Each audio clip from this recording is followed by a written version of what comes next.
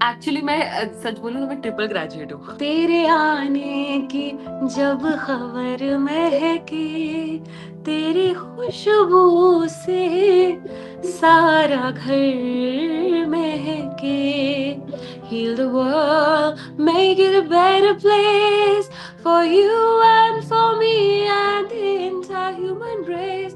चिट्ठी न कोई संदेश, जाने वो कौन सा देश जहां तुम चले गए। 5 जून को ठग लाइफ फिल्म रिलीज हो रही है। इस फिल्म का एक गाना है जिंगेचा, जो इन दिनों खूब सुर्खियों में है। इस गाने को गाया है आशिमा महाजन ने। आज हमारे साथ है आशिमा महाजन। आशिमा, एनडीटीवी में आपका स्वागत है। Thank you so much. सबसे पहले ये बताएं कि ये गाना आप तक पहुंचा कैसे? मैं शॉर्ट में बताती हूँ। I was in Chennai for watching school of rock musical, जो कि के म्यूजिक कॉन्जर्वेटोर के स्टूडेंट्स ही परफॉर्म कर रहे थे, जहाँ से मैं पढ़ी हूँ। रहमान सर का स्कूल है। एंड उसके बाद I was just having a conversation with sir Rahman sir कि मैं अपनी एल्बम पे काम कर रही हूँ इस वक्त सर, और मैं चाहती हूँ कि आप ये एक दो गाने सुने और बताइए, मुझे फीडबैक दीजिए कि मेरी आवाज़ कैसी लग रही है, इसमें कुछ मुझे चेंज करना चाहिए या नहीं। तो सर कहते ठीक है, प्ले करो अपने फ़ोन में। तो मैंने फ़ोन में प्ले नहीं किया, मैंने कहा नहीं, मैं आपके सामने लाइव गाना चाहती हूँ। तो कहते ओके, लाइव गाइए। तो वहां पे सर का पियानो पड़ा हुआ था। मैंने गुस्ताखी की कि मैं सर के पियानो पे, मतलब मैं इतनी अच्छी पियानो प्लेयर हूं भी नहीं, तो बस कॉर्ड्स आते थे मुझे, मैंने कॉर्ड्स के साथ मेरी कॉम्पोजिशन प्ले की। एंड उनको अच्छा लगा और उन्होंने बोला कि वेरी नाइस आशिमा, तुम्हारा लोअर वॉइस रजिस्टर कितना अच्छा है, इसमें विब्राटो कितना अच्छा आ रहा है। And he just told me casually that I want to play something to you in the afternoon tomorrow. तो मैंने कहा ठीक है, मतलब इतना सोचते नहीं हूँ कि आपने उन्होंने क्या दिमाग में सोचा है, like how is his work life space. तो अगले दिन मैं गई, उन्होंने मुझे ये गाना literally, they just played me the song, उन्होंने कहा ये रिकॉर्ड करना है। तो मैंने कहा ओह अच्छा, रिकॉर्ड करना है। तो मुझे तब पता नहीं था कि it is for thug life, it's a Mani Ratnam's movie. I just knew that it's a very fun song. Wow, क्या मस्त मजा आ रहा है। सुखविंदर जी ने भी गाया है एंड रोंकिनी ने भी गाया है, like they are my friends, like not Sukhwinder ji, तो इंस्पिरेशन भी है वो। तो मैंने कहा वाओ, ये गाना मुझे गाना है, ओके फाइन लेट्स सिंग। तो उस वक्त मैंने कुछ सोचा नहीं था, I just wanted to learn the song, Hindi वाला, एंड देन रेप्लिकेटेड कि ऐसे गाना ऐसे गाना ऐसे गाना। मजे किए, मैंने रिकॉर्डिंग की। फिर उन्होंने कहा तेलुगु भी रिकॉर्ड करना है आपको आशिमा। आ, तो मैंने कहा तेलुगु तो मुझे नहीं आती। तो मतलब बट हम सिंगर्स करते हैं, even if you do not know the language, we sing those languages songs by working on the vowels and consonants. तो तमिल हो या तेलुगु हो या मलयालम हो या बंगाली हो, बहुत सारी लैंग्वेजेस में मैं हमेशा गाती हूँ, but then you sit and work on the vowels, diction and the person who specialises in that language. तो उनके साथ बैठ के आप काम करते हो और गाते हो। तो वहाँ पे तेलुगु डिक्शन वाली एक लड़की थी, बहुत अच्छे से उससे बहुत पेशेंटली मेरे साथ काम किया, पद्मजा ने। And I knew her since college days and said Ashma तुम कर लोगी। देन फिर तेलुगु रिकॉर्ड करने में मुझे और ज्यादा मजा आया, क्योंकि तब तक मैं मेलेडी लर्न कर चुकी थी। वो जो चैलेंज था ना, वो लैंग्वेज का था मेरे पास, कि अब मुझे एक्सप्रेशन में उसको फिट करना है। So these two songs happened, I came back to Bombay and then I forgot about it. फिर मैं यहाँ पे वैष्णो देवी आई हुई थी, Jammu is my home town. And जैसे ही मैं दर्शन करके आई, to be honest, Saregama tagged me in a reel and I was like wow, ये वैष्णो देवी का प्रसाद है या मेरी मेहनत का। So that's how the whole story happened. मैंने शॉर्ट में बताया, मैं और इलेबोरेट बता सकती थी, but this much is sufficient. आपने 2 गाने गाए हैं बॉलीवुड में अभी तक, सिनेमा में कहें तो, और दोनों ही गाने ए आर रहमान के लिए हैं। तो ऐसा यस, बहुत ही कम सिंगर्स के साथ होता है कि ए आर रहमान के साथ, वो भी अब क्या सिर्फ ए आर रहमान के साथ ही गाना है आपको, या वो बाकी कोई मौका देंगी? मेरी किस्मत होगी कि मैं हमेशा अगर रहमान सर के साथ ही गा पाऊँ। जी। और आई होप और बेटर मैं अपनी आर्ट में बनूं, ताकि और चैलेंजिंग सॉन्ग्स में गा सकूं। बाकी अगर कोई और मेरे साथ काम करना चाहेगा, मैं क्यों नहीं चाहूंगी। Like I have so many music directors on my bucket list. Shankar एहसान Loy, Salim Suleiman sir, I love their music. Pritam Da, Vishal Shekhar also, and right now Vishal Mishra also is doing a lot of things. Sachin Jigar also, but like all all these people are on my list. But कोई बुलाएगा सामने से तो मैं जाऊंगी जरूर. तब तक मैं पहले वेट कर रही हूँ अपनी. पहले गाने के बाद अब तक आपने काफी गैप नहीं लिया आपने, ये वजह क्या थी इसकी कि ओके जानू में Actually, गाया और अब गाया? हाँ. So I was doing a Broadway musical called Mughal Azam that started in 2016 and अभी तक चल रहा है and we have performed 300 shows globally um, um, in the biggest opera houses of the world. So जब आपका Broadway और live performance साथ साथ चल रहा होता है ना, so if some playback work is coming, there are two different genres. People don't know about this कि उनको लगता है एक सिंगर है तो पिक्चर में ही गाने गाने हैं. मतलब यूजुअली यही मैक्सिमम डिस्ट्रीब्यूशन इंडियन सिनेमा को ऐसे ही पहुंचता है, इंडियन लोगों को ऐसे ही पहुंचता है कि एक फिल्म में गाना गाया है तो पूरी क्राउड तक पहुंचेगा. लेकिन अगर जैसे मैं ब्रॉडवे म्यूजिकल्स कर रही हूँ या मैं थिएटर परफॉर्मेंसेस कर रही हूँ एंड ऑल, वो ज्यादा बहुत ज्यादा लोगों तक रीच नहीं है उसकी. तो मैं वो सब कर रही थी and things were happening for me in that direction.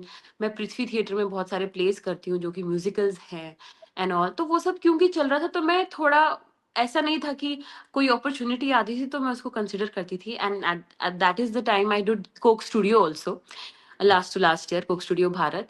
तो ऐसी टाइप की बहुत प्रेस्टिजियस अपॉर्चुनिटीज आई, वो मैंने बिल्कुल गाया उसमें और बहुत ग्रेटफुल हूँ मैं उन सब चीज़ों के लिए.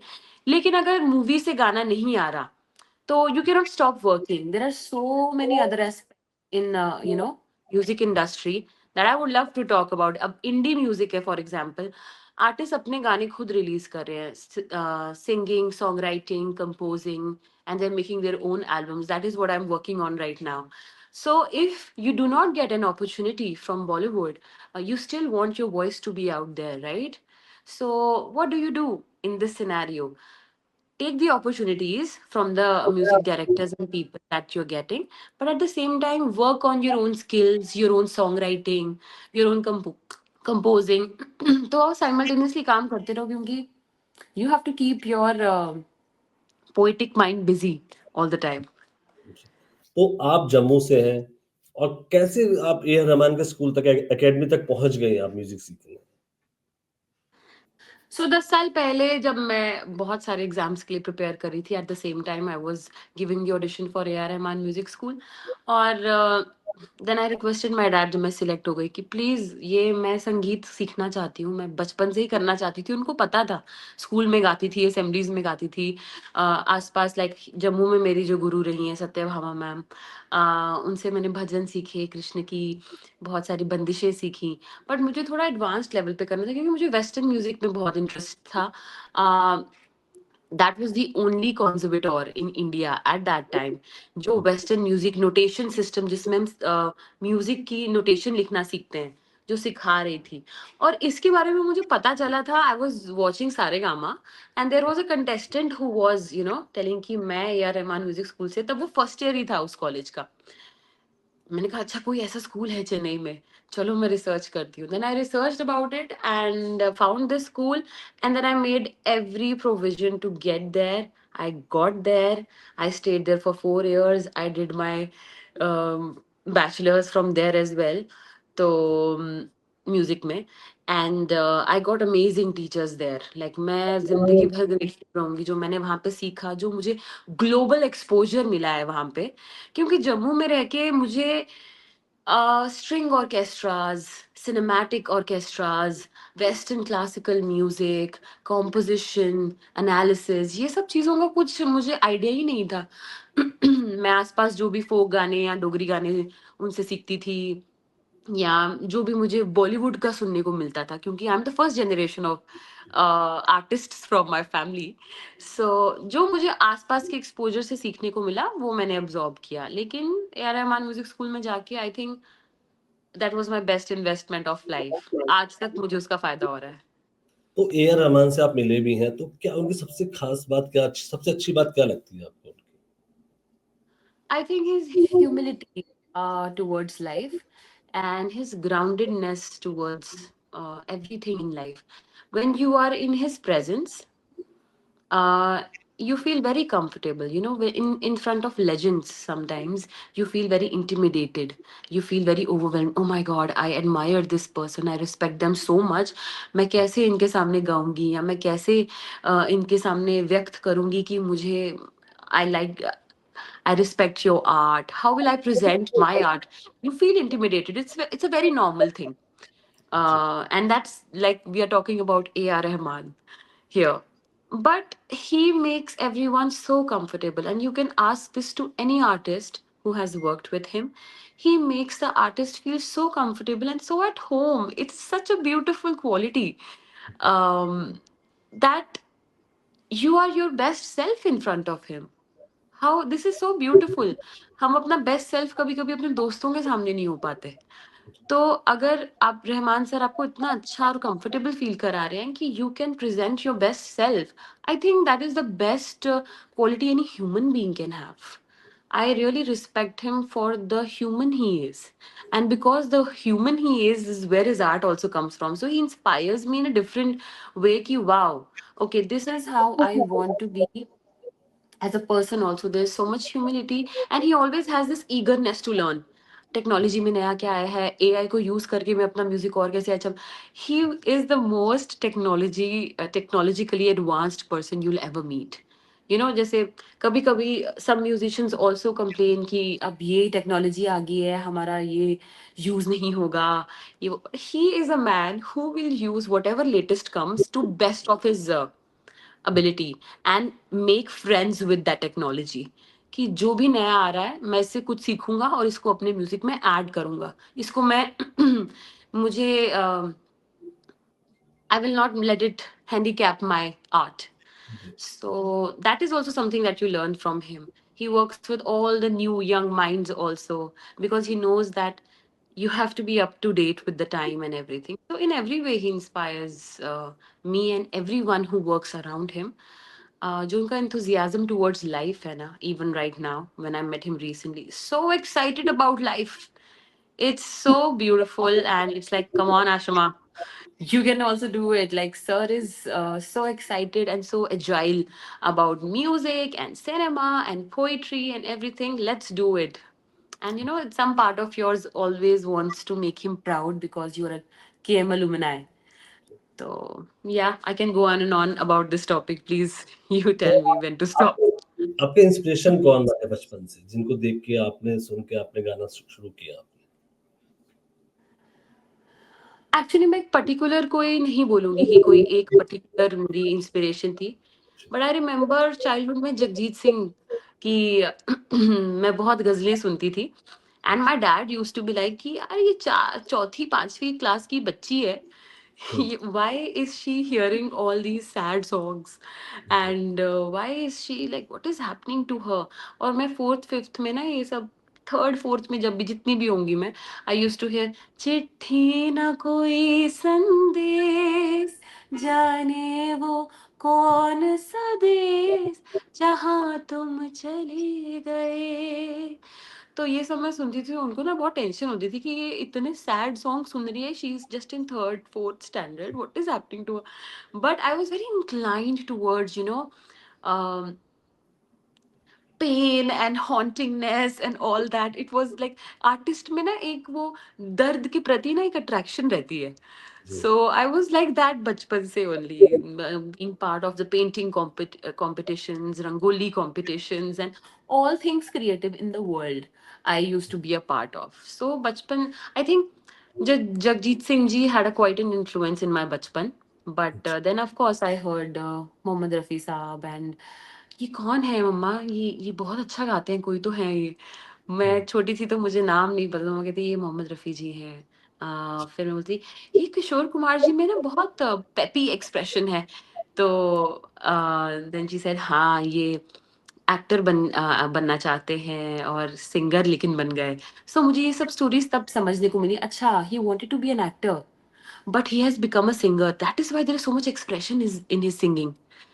तो ये छोटी-छोटी बातों से you have grown up. And then my dad used to listen to ABBA, Michael Jackson. And so बहुत ही कॉन्ट्रास्ट पापा सॉन्ग. बचपन सिंगर और बेटी जगजीत सिंह। हाँ, सही में। लेकिन उसकी वजह से ना मेरी लाइफ में बहुत वेस्टर्न इन्फ्लुएंस रहा है, because if you are hearing Michael Jackson and all in the home, मुझे बहुत पसंद आता।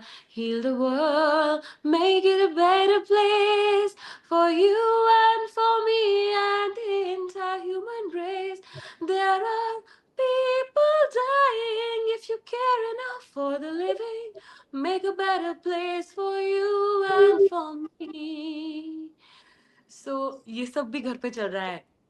और तेरे आने की जब खबर महके, तेरी खुशबू से सारा घर महके।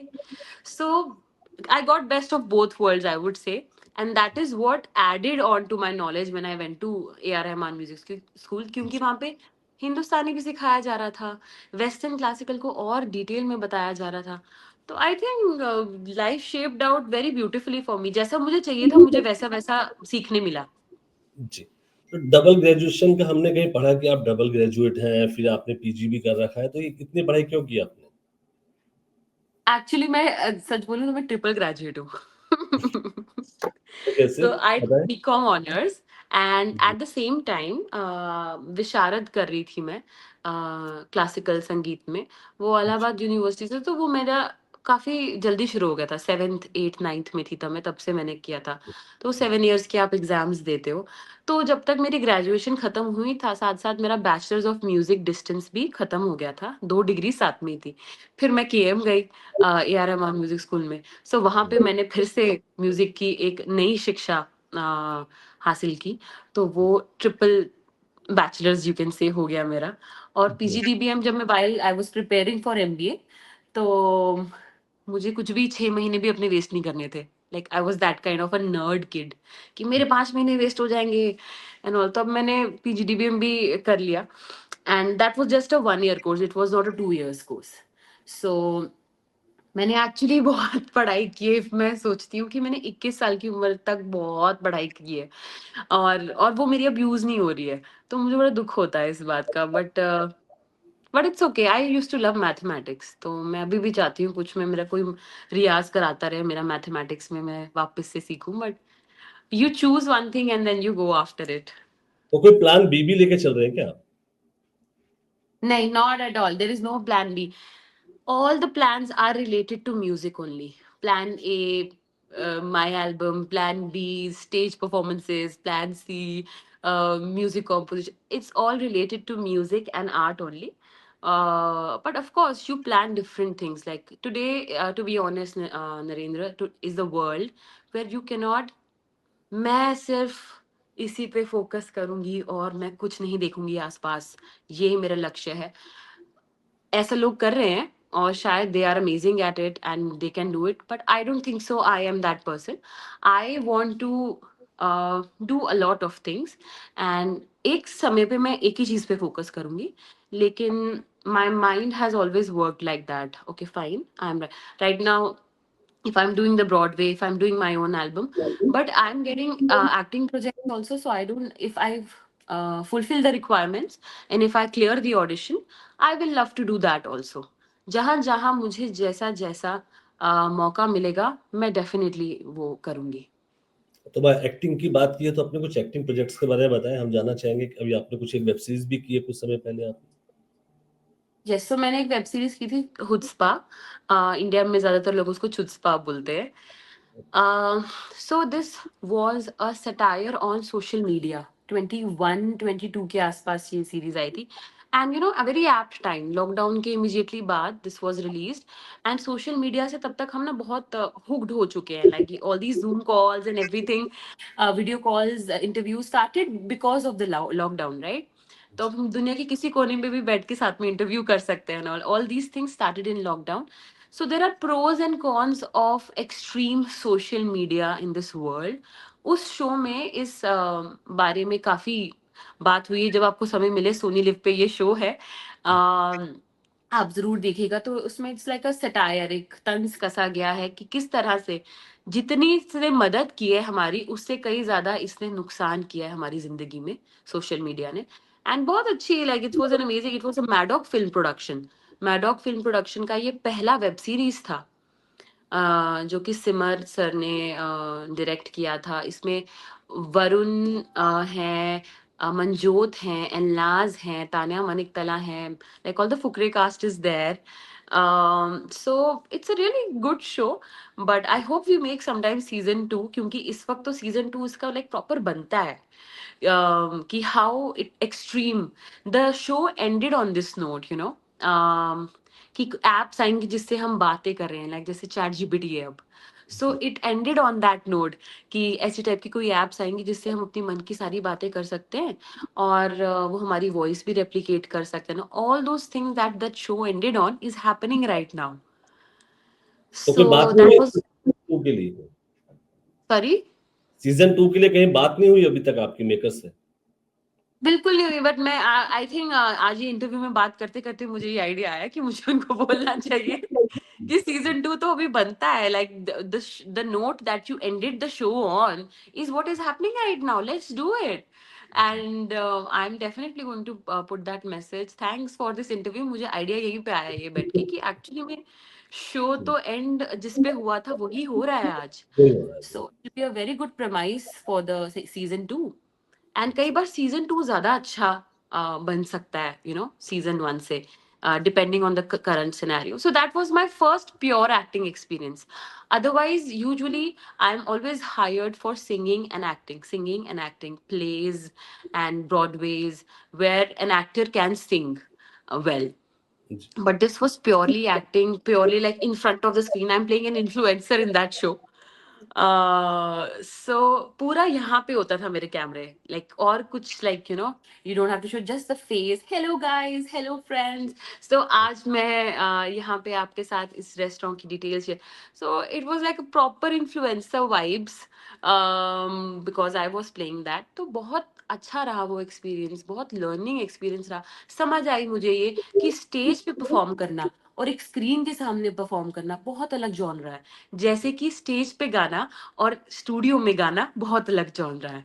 सो इट्स लाइक सेम एक्सपीरियंस कि जैसे मैंने सिंगिंग में सेग्रीगेट किया that a live performance and a playback singing are two different genres, वैसे ही theater performance and screen performance are two different genres.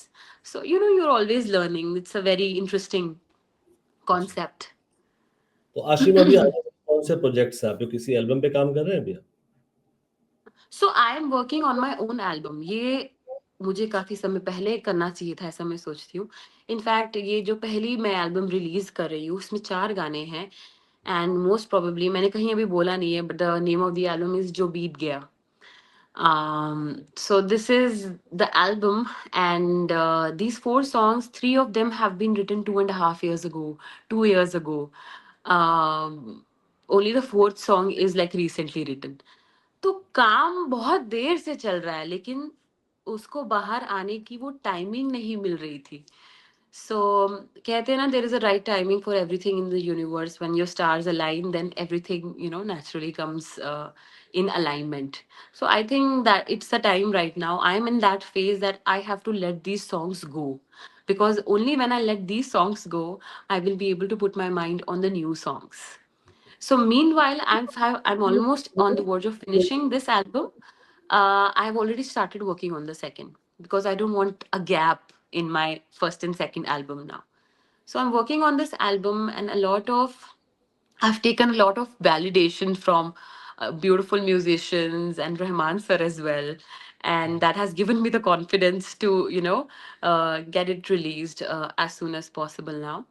And meanwhile, I'm just working on the ideas. Like I feel that in today's world, as much as you're creating art from the bottom of your heart, but there are almost 2 lakh songs that are getting released every day.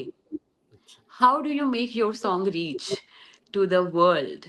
And it should at least reach to those people who need it, right? आप art सिर्फ इसलिए नहीं बना रहे हो ताकि आप खुश हो जाओ, आपका गाना बाहर आए। आप आर्ट इसलिए भी बनाते हो ताकि उन लोगों तक पहुंचे जिससे उसको सुकून मिल सके, जो उससे रिलेट कर सकें। तो I really hope these songs reach to the people who need it at the moment, and उनको उससे सुन के थोड़ा रिलीफ मिले, and that's about it. I hope I can reach as much distribution organically, जो कि मुश्किल है आजकल के टाइम पे, but I can just pray. है ये सजा, था दिल तो सिरहाने हूँ अब मैं तन्हा यहाँ।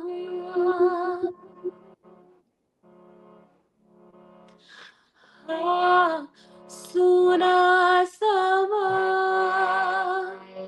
तू अधूरा, मैं अधूरा है अधूरे सी मंजिल रवा।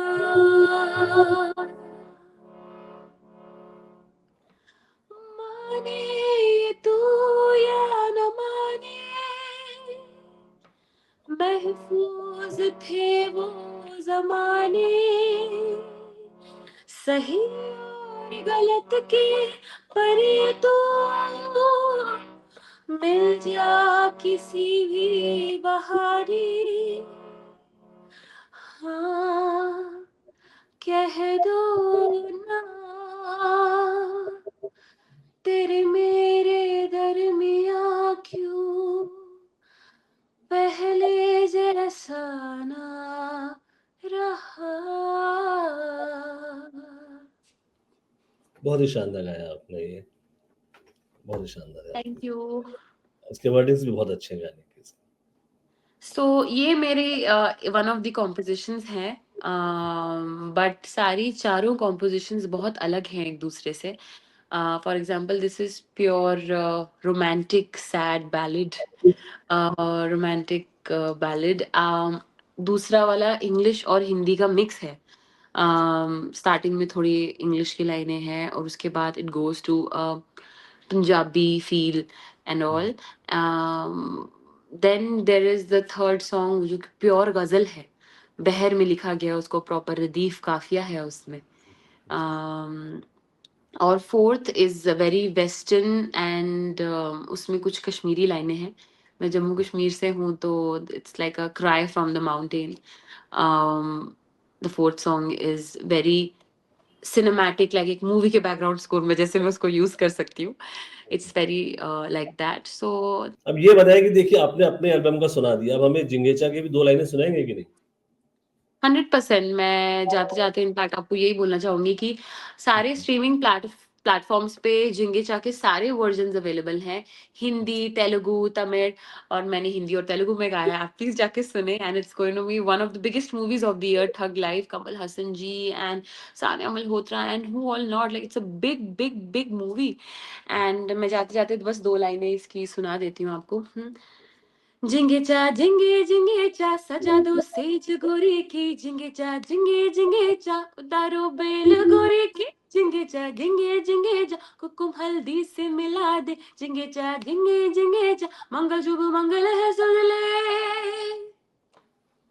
आशिमा, आपके आने वाले प्रोजेक्ट से ढेर सारी शुभकामनाएं, आपकी एल्बम के लिए भी ढेर सारी शुभकामनाएं, और एनडीटीवी से बात करने ढेर सारा शुक्रिया। Thanks a lot. Thank you so much Narendra, मुझे बहुत मजा आया। आई होप आपको भी मजा आया मेरे गाने सुन के, मेरी आवाज सुन के।